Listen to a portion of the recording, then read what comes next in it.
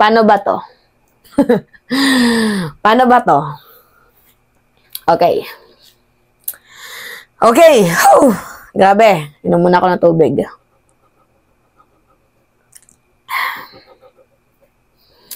May nag-comment.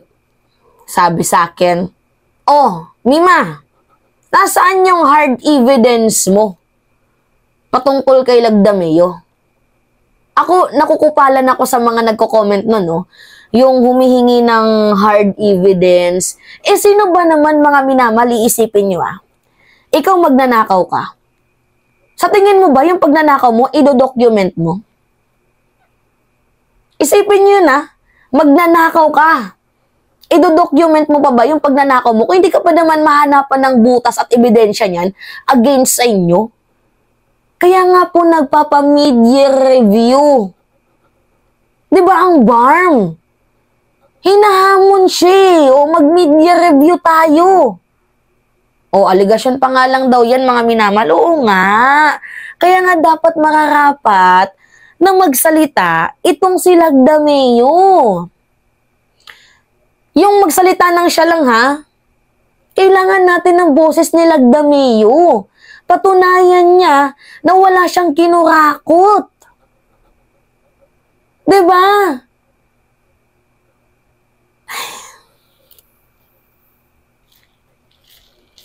Dapat kasi natututong mahiya yung iba dyan, no? Lalo na yung SAP. Masyado kayong gatas na gatas sa ating administrasyon. Di porket binigyan mo ng funds ang ating presidente nung panahon ng kampanya, sumugal ka ng 200 million, tapos ganito yung gagawin mong pambababoy. 200 million na sinugal mo sa kampanya, mas malaki pa yung kickback sa'yo, pabalik. Tapos ngayon, guguluhin mo yung BARM. Di umano? Kukakakutin mo ang BARM. Papakailaman mo pa yung eleksyon ng BARM. Independiente yung BARM. Bababuyin mo yung samahan nila na yon. Ang tagal nilang pinaglaban. Tapos ngayon, kami pa yung masama. Kami pa yung masama. Kami pa tong napagsabihang bayaran. Kami pa tong parang kinukuyog ninyo. Kami na nga tong nagpoprotekta sa ating presidente. Laban sa mga racing monster. Binibigyan natin ng barrier ang ating presidente. Laban sa mga kupal. Tapos ngayon, tayo pa yung masama. Kami pa, ako pa ang masama. Si Mima, bayaran. Para-paras lang sila ng boses ni Mike, ni Takero, ni Coach. Hindi ko nga yan friend si Coach. Meron kami ang hidwaan niyan ni Coach sa UVIP pa. Si Coach Jarrett nga mismo yung parang hindi na ako kinausap noon Diba? Siya yung nag-kick sa akin sa UVIP. Sa tingin ninyo, susuporta ako dyan kay Coach? Magkakaroon kami ng pag-uusapan about kay Lagdameo? Ay, hindi kami nag-uusap niyan ni Coach. Never kaming nag-usap niyan.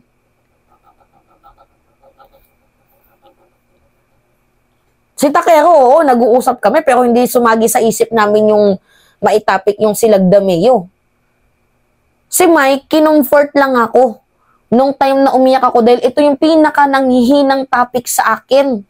Dito talaga ako napuruhan pero ngayon tatapangan ko na at lalakasan ko na yung loob ko. Diba? Lagdameo, magsalita ka. Magsalita ka. Kung meron kang ibubuga, magpa-audit ka. Audit kasi, yan lang naman talaga yung solusyon dyan, mga minamahal Tingnan nyo, bisitahin nyo yung files ng BARM. I-check nyo mga minamahal. I-check nyo yung website ng BARM mga minamahal. 6% lang yung utilization nila.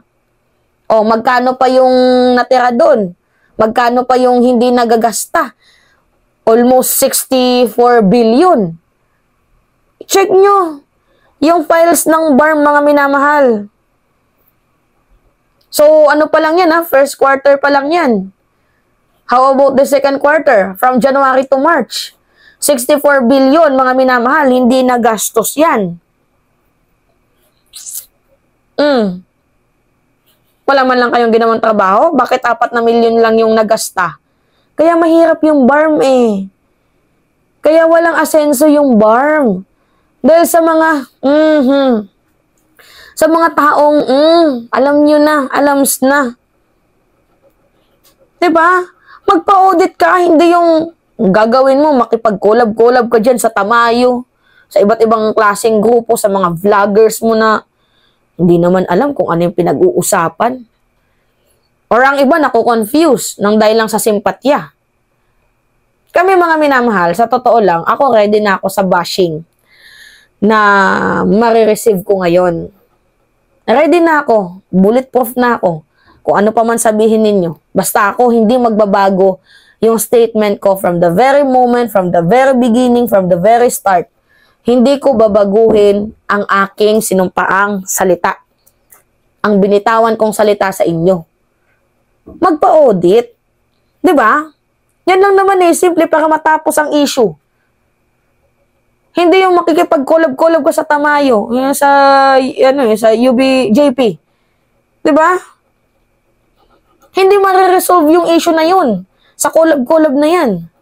Mariresolve ang issue pag nagpa-mid-year review ka. Magpa-audit ka para matapos na tong mga aligasyon sa'yo.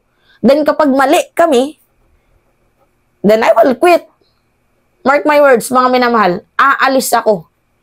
I will quit kapag mali ako. Hindi ako magkukwit dahil sa mga pambabash ninyo sa akin. Magkukwit ako kapag mali ako. Napakasimple lang, mid-year review. Audit. Ano ba? Bakit ba parang ano kayo sa transparency and accountability? Parang medyo allergic kayo. May ka na tumawag.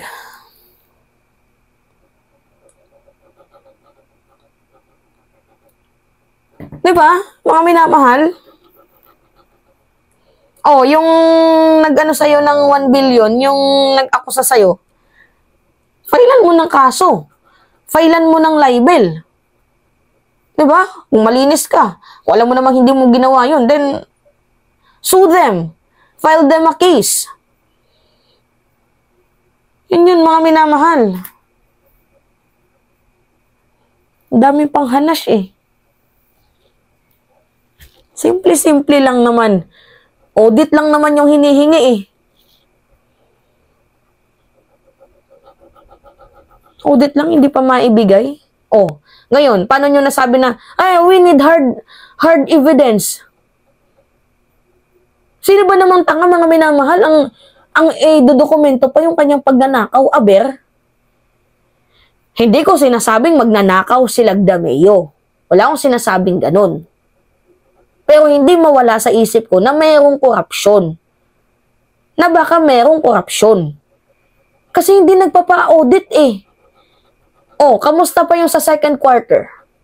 From March to April, May, June, July. Kasi ito mga minamahal, yung 8% utilization, ano pa lang to, from January to March. Eh, kamusta naman yung March to June? July. Yung second quarter. Yan tayo eh. Tapos sasabihin, sampahan kasi ng kaso. Sampahan nyo kung mayroong korupsyon. Hindi yun ganun.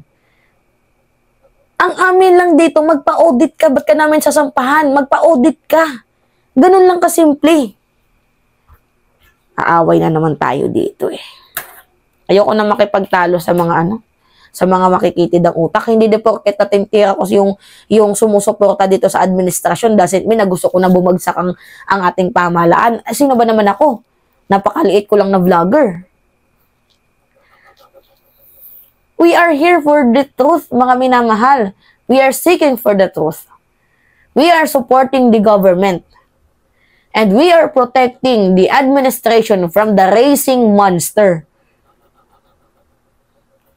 Sabi, pakawala daw ng Duterte yung Bangsamoro. Yung Bangsamoro, mga minamahal, isa po yan sa malaking sumuporta sa administrasyon ni President Marcos.